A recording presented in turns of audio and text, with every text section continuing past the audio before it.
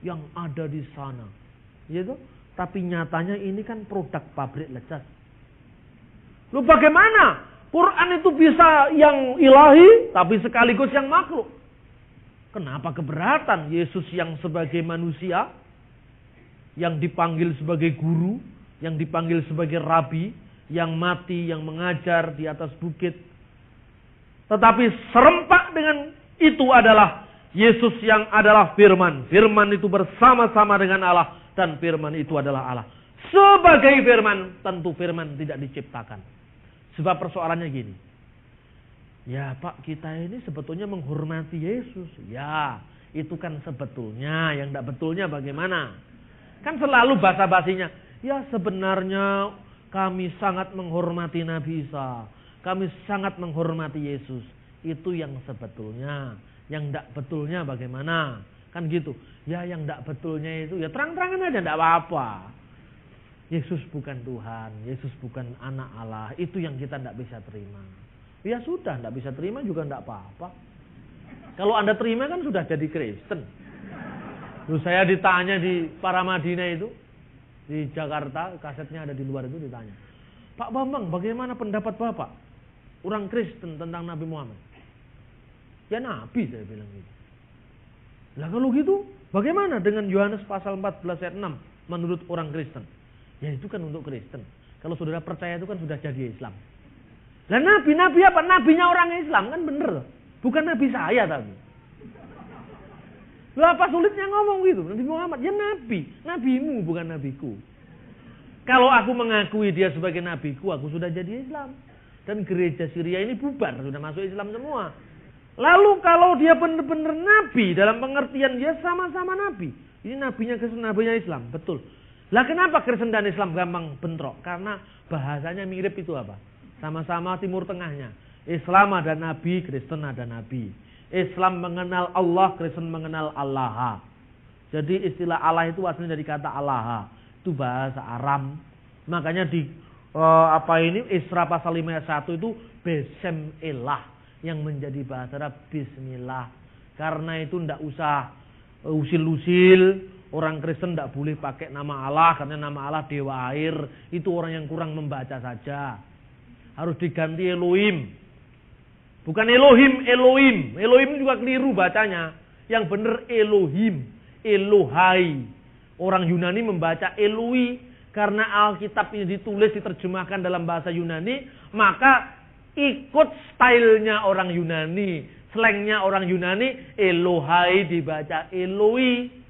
Kemungkinan penulis buku ini jumbuh antara Alkitab bahasa Yunani dengan bahasa aslinya. Maka Elohim ikut-ikut dibaca Elohim. Cara bacanya aja sudah keliru. Lah kok bisa? Takono dewe karo wong Yahudi kalau tidak percaya. Kalau dikira saya bohong, pergi ke Israel sana, jangan ketemu orang Kristen. Kristenmu ditanya dulu, Pantekosta apa Protestan? Kalau Pantekosta baru Anda ngomong, kalau Protestan, oh kita rohnya lain. Itu yang repot itu. Golongan begini nih yang repot ini. Orang ditanya, Bapak, bagaimana persoalannya dengan gereja dibakar? Oh gereja dibakar itu kalau kita tidak dibakar. Karena kita ada Roh Kudus. Mereka yang dibakar itu tidak ada Roh Kudus. Saya ragukan kependetaan orang ini. Bukankah Alkitab mengatakan kita ini satu tubuh? Apakah mungkin kalau tangan kita cedera, kaki kita melompat-lompat? Apa mungkin kalau kaki kita kesandung, tangan kita bertepuk tangan? Kalau Anda mengaku kita satu tubuh, tidak ada Protestan, tidak ada Katolik, tidak ada GBI, tidak ada Betani, tidak ada Pentakosta, tidak ada Betel, semua satu tubuh. Karena itu, kalau ada gereja lain dibakar, marilah kita komitmen membantu. Jangan bersorak supaya nanti pindah ke gereja saya. Jangan seperti itu bukan ajaran Kristus. Oh, gereja mereka dibakar karena tidak ada bahasa roh.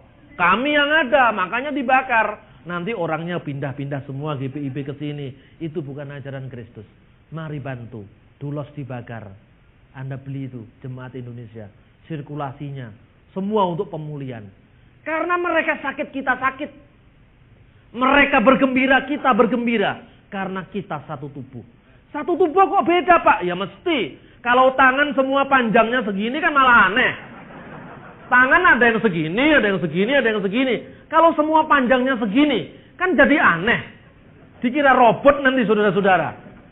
Jadi taman bunga itu menjadi indah karena puspa warna. Kalau tunggal warna itu namanya pasar bunga, bukan taman bunga. Marilah kita mensyukuri kepelbagaian dan perbedaan kita. Nah, kita pun dalam mengertikan firman kadang-kadang memiliki nuansanya. Saya ini kan tukang berkhotbah.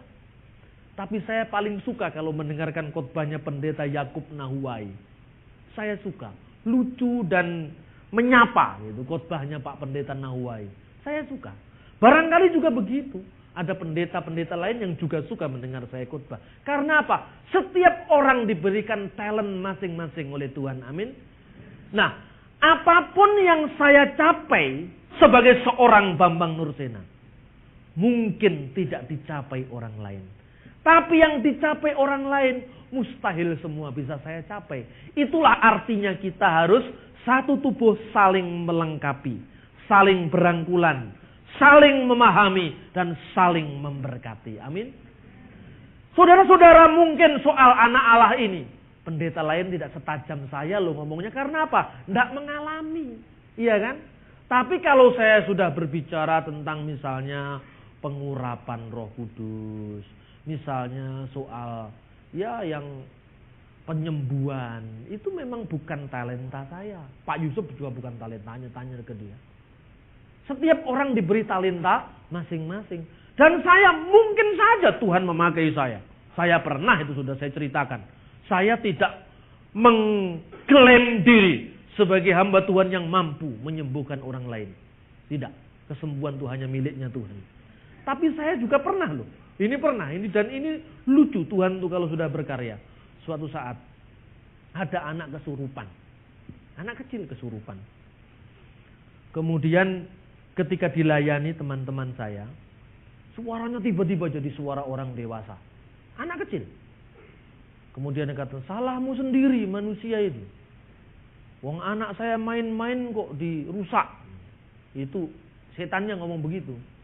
Jadi memakai suara orang tua anaknya, dia main-main katanya dirusak sama anak kecil yang sedang main-main ini. Saya ini kan latar belakang hukum. Lalu saya bilang gini, enak saja kamu dasar demit. Manusia kan gak tahu kamu. Kamu kan tahu manusia. Mestinya kamu yang tahu minggir dong. Secara hukum gak bisa dituntut kita. Wong saya ndak ada kesengajaan kok. Loh saudara tahu? Ini anak yang sedang ini kesurupan setan ini. Tiba-tiba jadi kejang dan kemudian balik lagi plek lemas. Dikasih minum kemudian sembuh. Itu kemudian banyak Pantekosta datang kepada saya. Ini Pak Bambang belum berdoa luar biasa, apalagi doanya. Loh, saya ndak ada niatan, itu baru introduction itu. Baru pengantar. Ini jengkel juga. Setan itu logikanya memang jungkir balik itu. Logikanya setan. Saya hanya ngomong lah.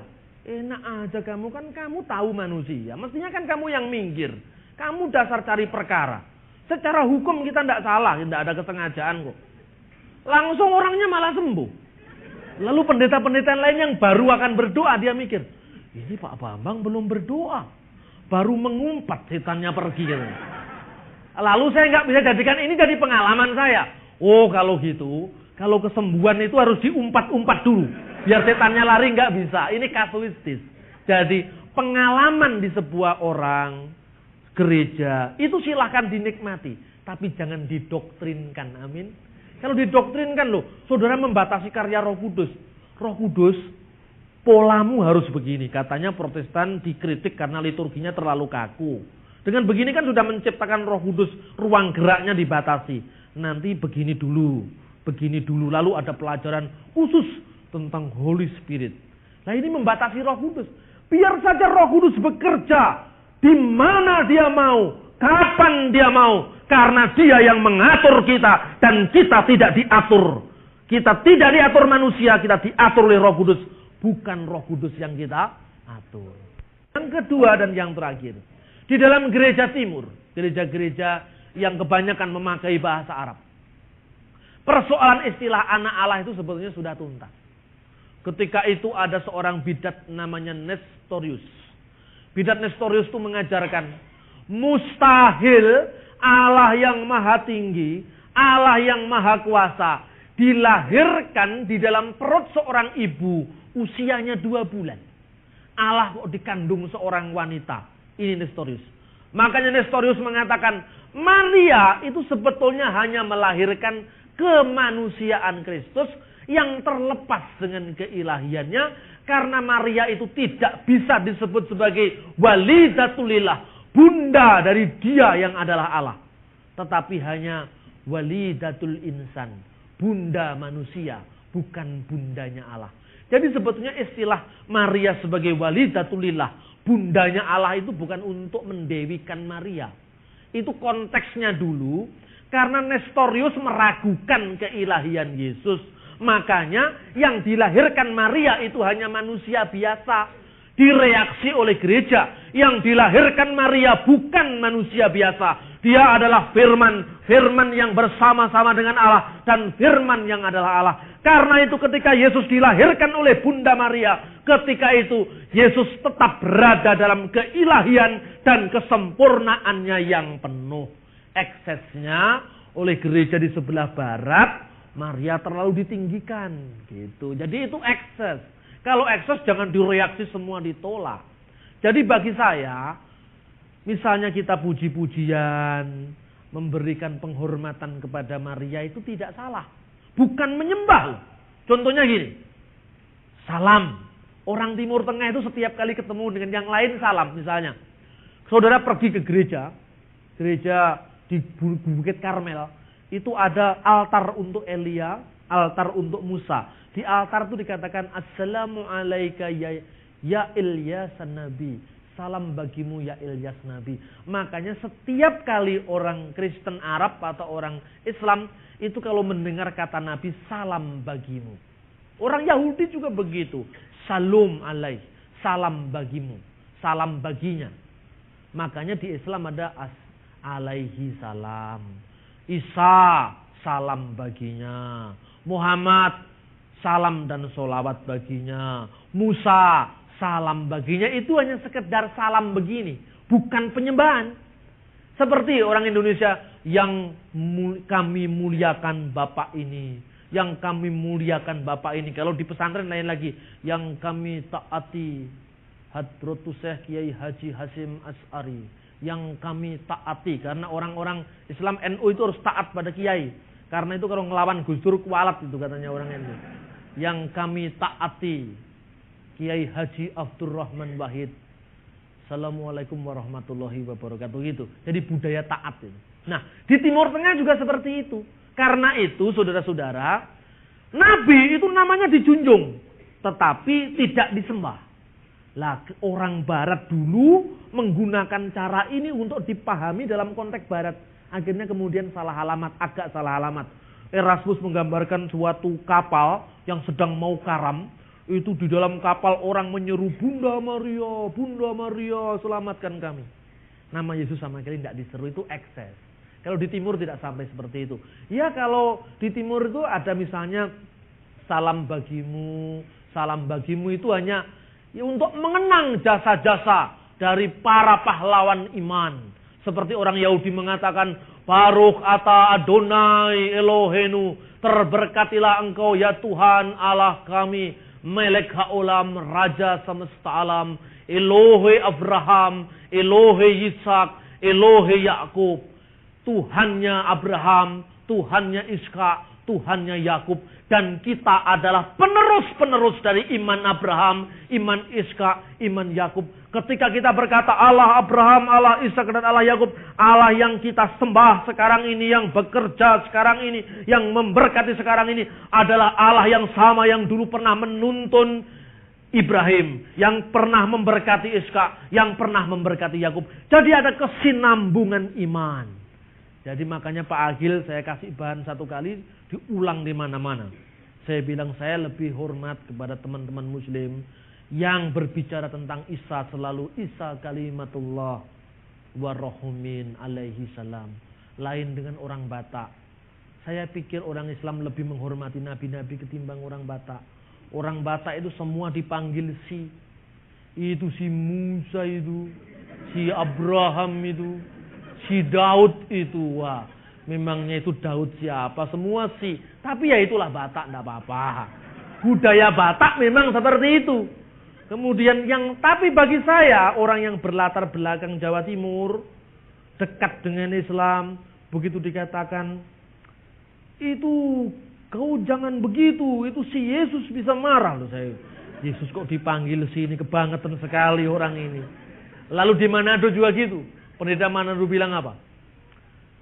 Yesus bilang dalam khotbah, apa ndak ada kata yang lebih terhormat? Yesus bersabda. Tapi itu kan masalah apa? Ini masalah budaya, saudara-saudara. Orang Jawa, orang Cina, orang Batak, orang Manado, dia punya budaya masing-masing. Nah, kalau di Cina sana yang namanya boksu itu dijunjung tinggi sekali itu guru itu. Kalau di sini guru tanpa tanda jasa pahlawan itu. Makanya di sini dielu-elukan namanya guru itu. Dielu-elukan, tapi kalau seorang bapak anaknya jatuh cinta pada seorang guru, oh jangan nak, nanti hidupmu miskin gitu kan. Tapi kalau di Cina guru itu dihormati sekali. Lah, budaya itu masing-masing berbeda. Sehingga di sini kalau dikatakan Yesus itu adalah guru, engkau menyebut aku guru dan Tuhan. Wah, itu bagi orang Cina guru dan Tuhan. Wah, Yesus itu begitu hebatnya. Tapi begitu di Jawa, engkau menyebut aku guru dan Tuhan. Yang dibayangkan adalah Umar Bakri yang bawa tas dan tasnya tidak ganti-ganti 10 abad. Ya, itu beda kan? Mungkin bagi konteks orang Jawa harus disebut engkau menyebut aku maha guru dan Tuhan. Kalau dosen profesor kan masih lumayan. Tapi kalau guru SD, waduh inilah rusaknya Indonesia ini, saudara-saudara. Nah, dengan demikian konteks bahasa itu mempengaruhi pemahaman kita. Demikian juga mengenai anak Allah. Istilah anak tidak berarti beranak. Istilah anak menegaskan bahwa asalnya Yesus itu dari Allah. Kita lihat ayat 14. Firman itu telah menjadi manusia dan diam di antara kita, dan kita telah melihat kemuliaannya. Jadi firman telah menjadi manusia. Kita diam di antara kita, di sekeliling kita, dan kita telah melihat kemuliaannya. Kemuliaan yang diberikan kepadanya sebagai putra tunggal Bapa, penuh kasih karunia dan kebenaran. Jadi istilah putra tunggal Bapa itu maksudnya firman yang bersama-sama dengan Allah, dan firman itu adalah Allah. Jadi putra di sini adalah metafora, kiasan dari firman tadi. Makanya kalau orang Kristen ditanya, mengapa Yesus disebut anak Allah? Dan saudara hanya menjawab, ya pokoknya itu. Yang saya baca di Injil begitu, benar. Injil tidak hanya itu. Ada ayat 14 ini tadi. Firman yang jadi manusia dan firman itu bergelar putra tunggal Bapa. Kalau orang Kristen ditanya, kenapa Yesus disebut anak Allah? Ya pokoknya ya seperti itu. Itu kan sama aja dengan orang ditanya, rupa-rupanya ini ada udang di balik batu. Lalu orang bertanya, karena dia orang Inggris, nggak tahu artinya udang di balik batu. Apa itu artinya udang di balik batu? Pokoknya ya begitu itu. Nah ini kan repot ini. Jadi marilah gereja kita mulai keluar dari tradisi kita dan kita mencoba melanglang jagat. Kita mikrotkan, naikkan pikiran kita. Dan dari atas kita bisa melihat, aku sedang berbicara kepada siapa.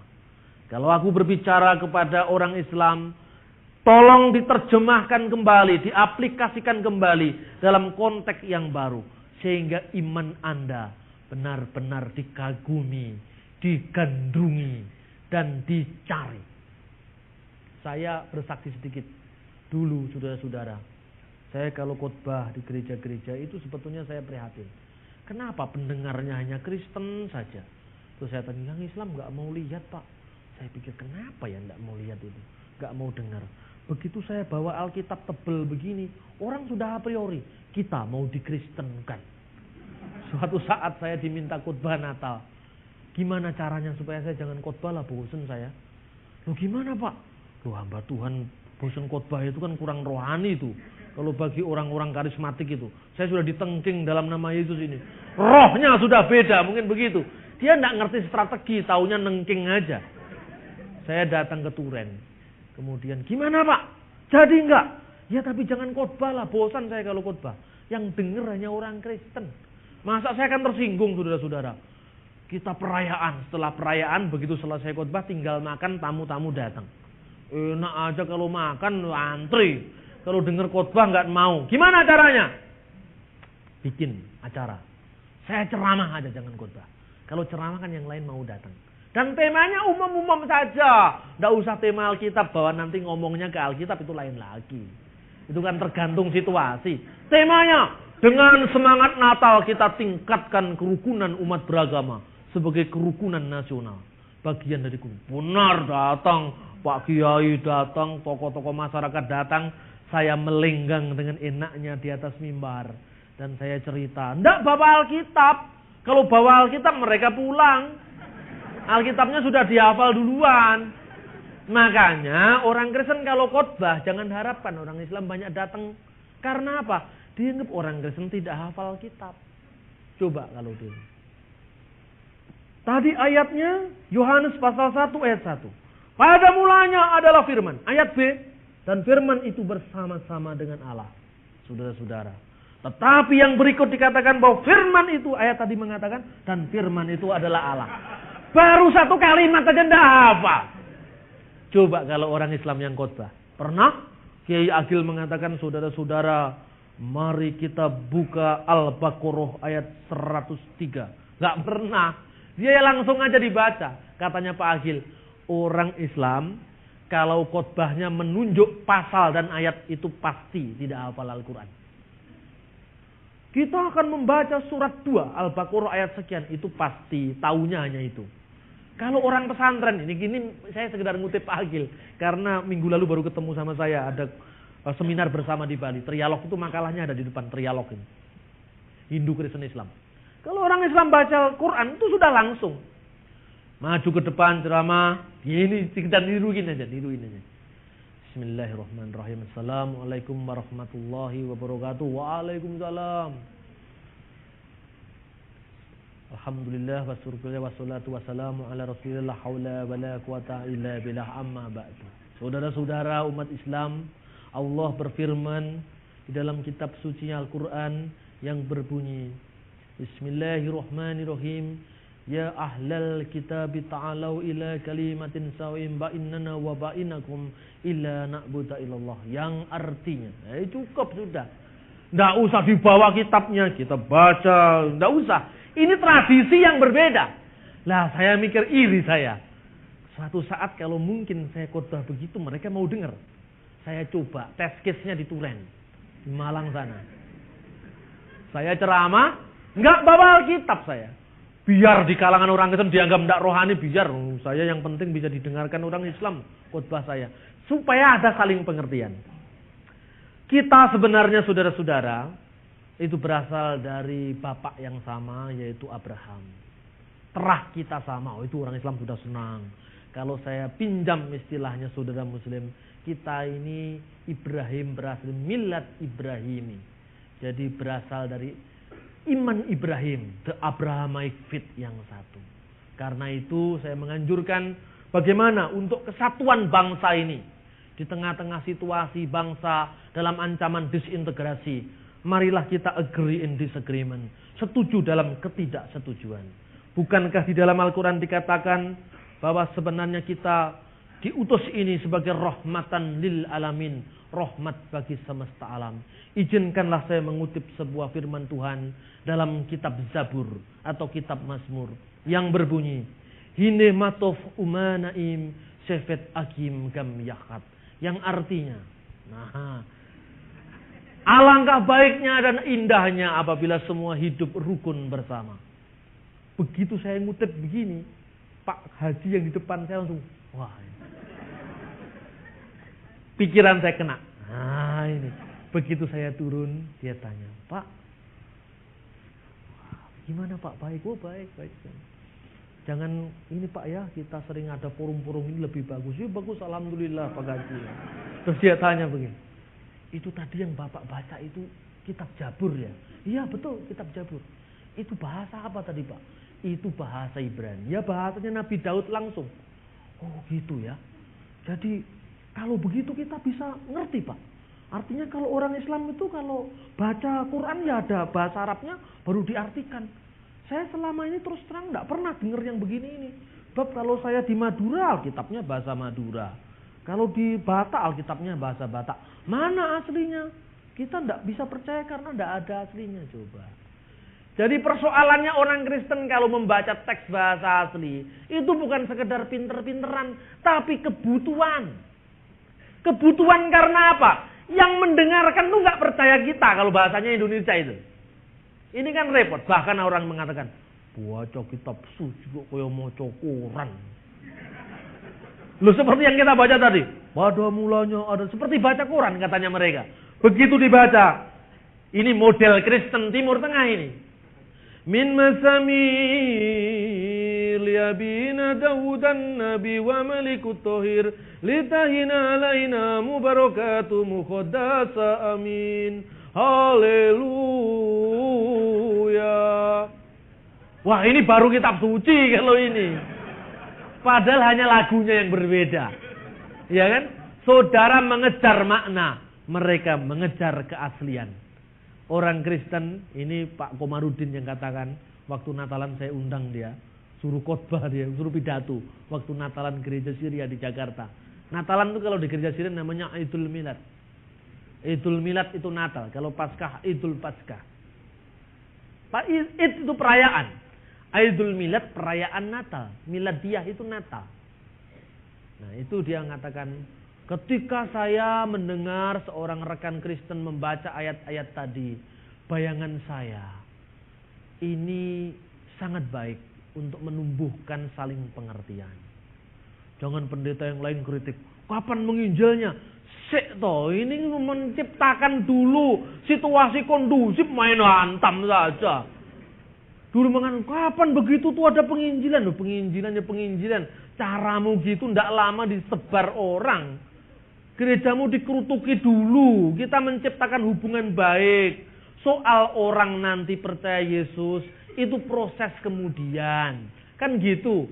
Soal orang dengan cara bergaul begini, si Monica Omar dimasuk Islam itu haknya dia. Saya lihat Ciganjur kemarin saudara-saudara di Bali. Saya kemarin kan baru dari Bali bersama Ki Ageng Ganjur. Itu kelompok musiknya Gus Dur bersama Frankie Sahilatua dengan Vini, siapa itu artis itu, Avionita atau siapa itu. Saya mestinya Pak Juan Effendi waktu itu bicara karena Pak Juan dilantik jadi setnek, kemudian saya datang ke sana bikin orasi. Ketika saya orasi ditepuk tangani sama orang-orang Hindu, orang-orang Islam di situ. Kan baik semua. Kita di sini bukan untuk menyama-nyamakan, tapi untuk membersamakan. Saya katakan berulang-ulang kali. Ketika Islam menyanyikan lagu-lagu pujian perdamaian, kita semua saling mengangkat tangan. Kan enak. Lawa yang dinyanyikan itu hanya lagu-lagu perdamaian. Kan kita tidak menyanyikan lagu penyembahan Islam, penyembahan Kristen, tidak. Itu kan sama aja. Kita ketemu nyanyi, sorak-sorak bergembira, bergembira semua. Kan sama dengan itu. Karena kita tidak pernah bergaul, kita tidak pernah berkumpul, maka potensial kita gampang diadu. Itulah yang menjadi keprihatinan kita di Bali. Bahkan kemarin, Ibu Gedong Oke, itu salah satu presiden dari Parlemen Agama Sedunia datang. Karena ketuanya kan Gus Dur itu, Parlemen Agama Sedunia ini. Itu salah satu wakilnya Bu Gedong Oke. Itu lagu-lagu dari kami dinyanyikan itu. Jadi lagunya Salu Salum Yerusalem itu diganti Salu Salum Indonesia. Kemudian yang terakhir Salam Salam Santi Sancai. Jadi sancainya Konghucu, santinya Hindu, salamnya Islam, salumnya Kristen, semua gandengan tangan. Salam Salam Santi Sancai, loh enak. Mau di Cina sana kan juga Salum Sancai itu. Mau di Hindu sana kan salam jadi salum jadi santi. Jadi ketika batas-batas bahasa, batas-batas suku, batas-batas agama ditembus, di sana Anda bisa bercerita tentang Kristus. Dia yang hidup dan menghidupi setiap ciptaan. Ketika batas-batas bahasa ditembus, saudara tidak lagi bisa dibedakan. Ini bahasanya Cina, mesti Konghucu. Oh, tidak mesti.